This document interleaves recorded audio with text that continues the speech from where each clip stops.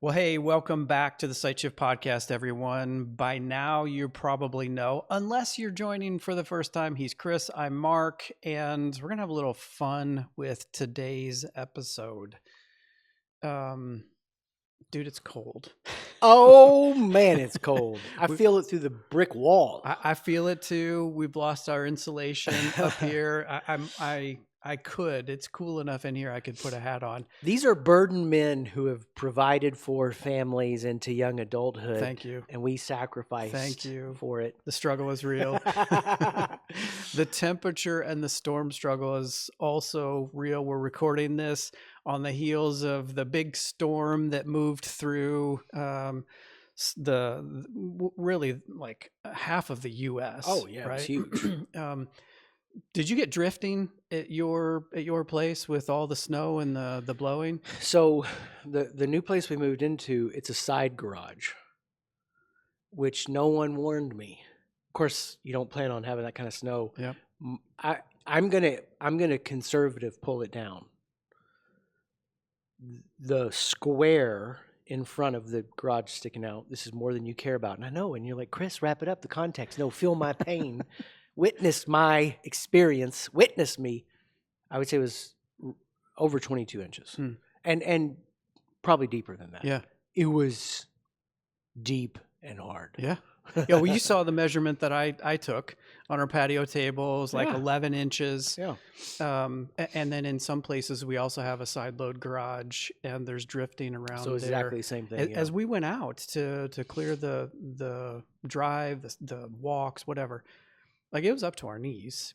And Yes. without boots and without snow pants or whatever, like the drifted snow was... It was real. Now, I know across the country, people were dealing with ice and power outages. That has not been our experience. Thankfully. Right? But there's a point we're going to skip past that I need to make real quick. Okay. Your clearing was a machine. Well, I did use a machine. I have a manhood card You are the machine. that I only had a shovel. Mm-hmm. It was horrible because what's on the other side of that manhood card is a stupid card because I wasn't prepared. I was like, I got time to get set up.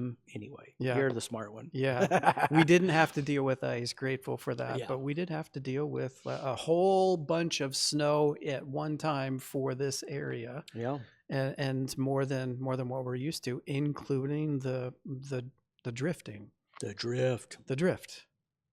If you haven't noticed yet, by the title, by the opening banter, we are talking about drift here in the context of this audience, leadership, what we're moving into as an organization, the problems we're helping leaders solve. Here's just a simple opening question. Besides the fact that we had a big storm and our bodies are still recovering from the working to clear the snow, why are we talking about drift? Drift because this is the most insidious reality to leadership. You know, like you can go out and get a 101 on leadership. That's going to help you get started. But you're in the game long enough. You're showing up. You're taking an organization somewhere it's never been. You're trying to sustain growth that you've achieved. Team, family, company, whatever. Drift is the enemy. And it's why in ancient wisdom, it's always this. Remember. Remember. I mean, there's a whole thing that has shaped the top 3 world religions that has a whole book in it that's focused on remember. Because the drift is, I think it's a modern way of saying, it's so easy to wake up and lose that edge a little bit day by day by day by day by day by day. And you got to learn how to recognize it, what causes it, and what to do about it. Yeah. I like the word drift. It was not an accidental word. It was a very intentional word because it communicates that there's movement, but not necessarily like an overnight aha awareness or that something big changed. That it communicates to me, and I'd love to hear your take on it too, just like this gradual directional shift Yeah. to play off of our brand here. Yeah. That if you aren't paying attention to, can get you to a place where you do wake up one day and realize, how did I get here? Yeah. I mean, the fundamental reality as it exists, and I love thinking about it this way because it's just true. In our space time on planet Earth, with the effects that we have, the atmosphere, gravity, all that, things drift to breaking down. So things that you make, right? And even mountains erode. I mean, everything. You take a car, you put it in the woods, you come back a year later, you come back 2 years later, 3 years later, without intentionality and effort, It doesn't get better. it's getting worse. And this is the thing that, like, so many people, what it takes to have a long-term marriage, what it takes to release self-directed adults into the world that you raised as children, what it takes to shepherd an organization from one stage to the next, it requires intentionality because that drift is constantly breaking things down. And if you don't know, how to train your eye for that, you start missing things, And now my kids will make fun of me because I tend to exaggerate it and overdo it, which is going to be hard Shocker. for Mark to imagine. I tend to exaggerate and overdo it to make it playful and fun, So it's like my daughter not cleaning her room, and I'm like, well, that's step one down a 100-step path to being homeless. And as long as you know that you're on step one of this drift, and then they make fun of me, and that is part of the fun, and I'm doing that intentionally. But it is this idea that, like, it's insidious. Like I said, it's pernicious. It's never, ever, ever on this side of reality and time until the law of entropy is suspended and reversed, gonna not be present in what you do as a leader. Yeah. So from a big meta, let's double click. We also talk about drift in the context of the individual. And you can listen to the Lead for Impact series, validation, impact, know when you're drifting as an individual, as a leader. But I want to double click even further and zoom into a team context, a cultural context. Paint out what the symptoms feel like for the leader in the cultural context, their culture, organizational culture context, when the drift is occurring. Yeah. I'm so glad you referenced back to Lead for Impact because we go through the 3 individual drifts in that are so huge in the ways you drift to leading for validation. Culturally, what happens when individuals are drifting towards validation, and everyone is without awareness, culturally you have 3 significant pain points show up. We'll just talk about them in order. The first one is, are we on the same page? Are we on the same page? Because, like, you and I have had enough experience in other organizations to see this play out so many times. Something is said, something is heard, and something is meant. And I said it once, and I said it in the meeting, and now how did this get to this result? Because we thought we were on the same page, but we're not. And so you look at what a leader does to try to make sure we're on the same page. Without awareness, they're all going to go to, we talk about it in terms of identity insecurity, they're all going to go to what they're insecure about. They want to comfort their doubt about how we're on the same page. So for me, how am I going to comfort myself that we're on the same page? When I'm insecure and I wonder if we're on the same page, I think I'm going to get us on the same page by saying more. I'm going to talk more in the meetings. I'm going to send more memos. I'm going to email more articles to read. And you think now is an issue? Imagine me at, like, 23 years ago at 25, sending emails to the team, like, read this, read this, read this, read this. Because I'm trying to make sure we're on the same page, but the problem is I'm drowning us in context, right? Now, that's mine. We could talk about the other 8, but that's the idea. This pain of, like, are we on the same page? And when you're feeling it at 3 a.m., it's a real feeling. You're probably catastrophizing it when you're waking up. but you know it because your leadership intuition is trying to tell you something's off, and I just can't put my finger on what it is yet. Okay, so that's one. Yep. Can we keep going? Yeah, keep going. All right, cool. Second one is, are we working on the right things? Ah, So, you know this, I know this. If I say I've got to get these 3 things done, and I'm going to give myself all day to do it, how long is it going to take to do those 3 things? it's going to take all day. Yeah. You know, organizations drift towards complexity.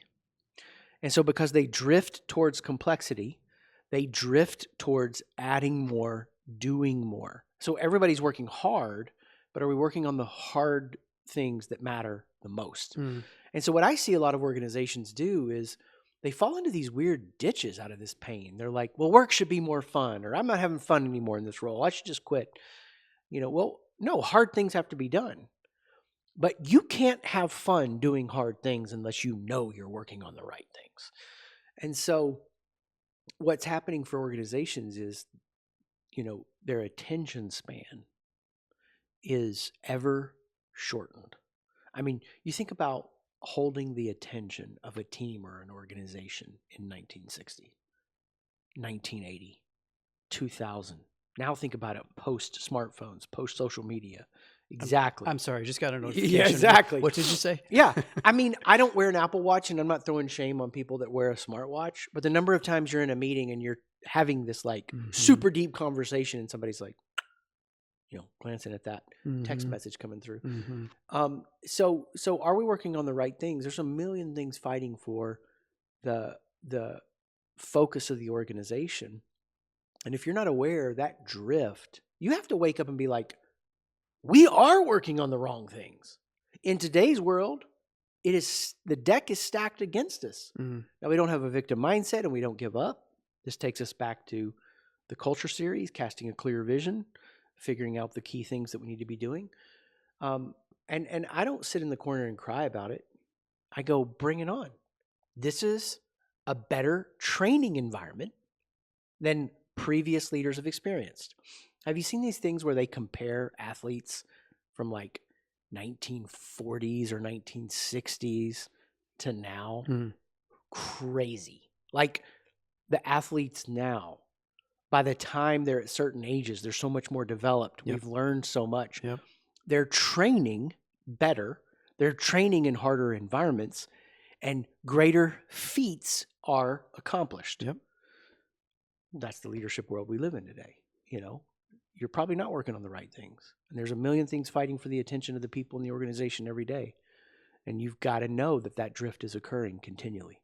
So I'll just pause you here before we go on to number 3. I think what I hear you saying is, 1, know that the drift is happening, but 2, don't ignore what your intuition is telling you or what you're feeling, even at the 3 a.m. wake up. Those can't always be trusted, but there might be something in there to not just ignore and push through, but to actually consider and just, I like to say it this way, like dial up the volume of your awareness so that you're not rushing past it, but you're actually noticing and paying attention. Bingo. I would say it this way. The 3 a.m. wake up call, the feeling you have is real. And it is a signal you got to pay attention to, because your nervous system is trying to alert you to a real threat and concern. The catastrophization that happens at 3 a.m. is false. That's when it becomes noise.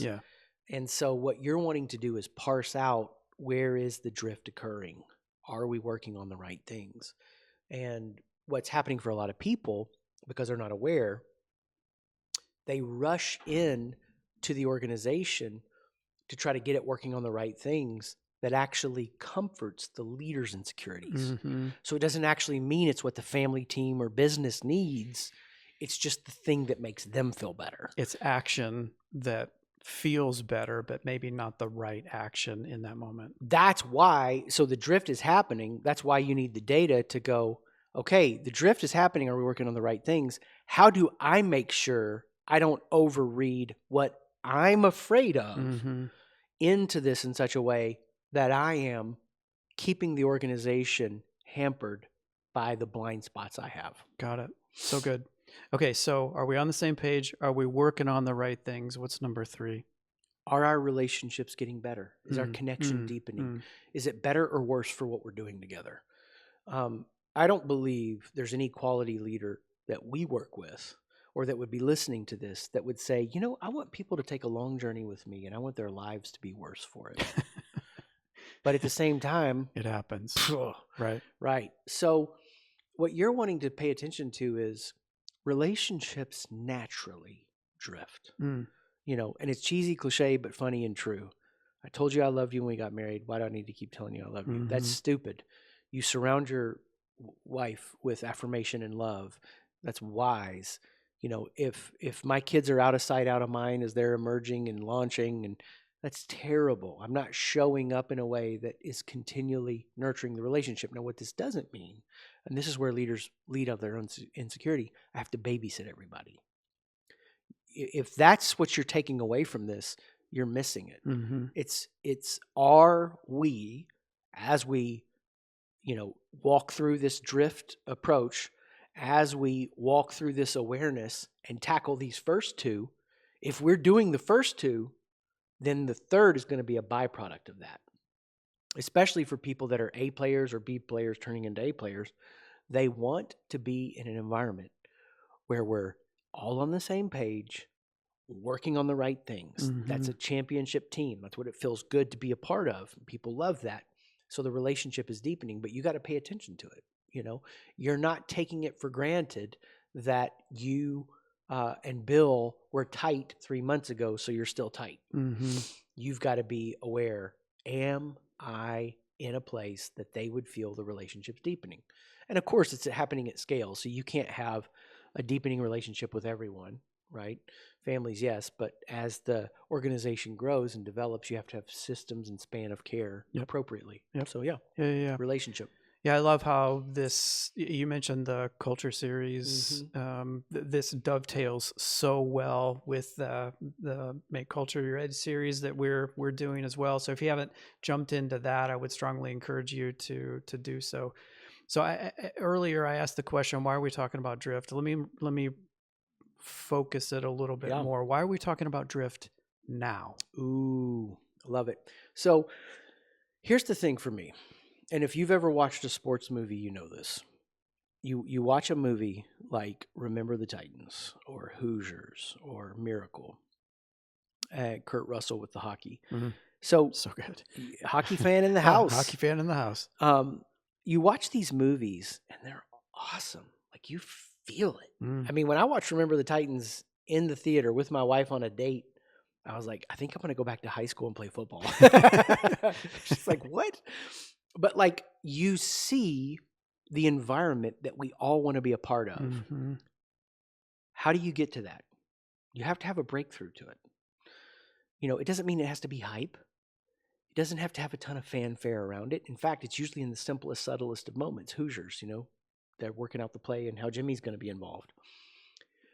What I am totally fascinated with, captured by, riveted by, is with data and a process, we can show a team their breakthrough moment. We can go, this is the breakthrough moment your team needs to have right now. This is where you got to be intentional. And again, it's not that you hype this. It's something you relax into as a team and an organization. And you got to do it again and again and again. So we're super passionate about this because we've got big news coming out where we're showing teams and organizations their breakthrough moment and how to do it on repeat.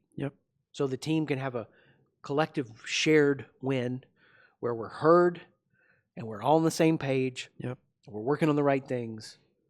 And it's the stories you'll tell your grandchildren, the quests and missions you went on with the people you cared about the most. Frodo and Sam and the fellowship. Exactly. I don't want to sit around with my grandkids, you know, or great grandkids telling stories 30 years from now and look how I developed this PowerPoint slide.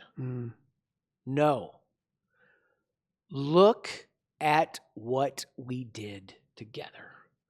And I want us as old men, still bald, sipping coffee, laughing at the youngsters as they take their quests. We want to help you take yours. Yeah, that's so good. So good. My desire is to riff on some more of those stories, but I don't want to take the audience through that. You and I can do that over some food here. Sounds good. When we're done. February 24th is the date that we are going to debut this new thing, this one page to get you on the same page with your team. And so this is kind of an intro discussion to set up what's coming later in the month. There's also going to be a series of videos that we're excited about to really just stoke the anticipation and communicate that we understand the pain, we understand the struggle, we understand the challenge. And so you can be looking for those videos to be coming real soon. And the February 24th, it's a YouTube live thing, right? That Yeah. we're gonna do. We're launching it live because, we've been doing this. What has led to this, we've been doing for years. But it takes months and months and months, sometimes years with organizations. And you do it enough. I'm inspired by Elon Musk, the Raptor 3 engine. Yep. You do it enough, you get it simple and tight. So I hope some of you are hearing this going, I don't believe you can do that. It's a bold promise. February 24th, baby. We're doing it YouTube live. We'll record it as a product launch officially and put it out in the world in this beautiful, complete iteration and serve people with it like crazy. So that's why we're talking about Drift. That's why we're talking about Drift now. And the storm just happened to be an easy, perfect segue into the topic. So look for more coming throughout the month, anticipating that February 24th launch for the thing, the one page that can get you on the same page, help you know you're talking about and changing and working on the right things so that you can do what you already want to do, which is grow the community around you for impact in the relationships, not just in the mission that collectively you are all on together. So that's why we're talking about Drift. Let's go. We're ready. Let's all right. go. Well, thanks for joining in one more time for the podcast. It's an honor for you to be with us and for us to share this with you. And we'll look to see you again the next time.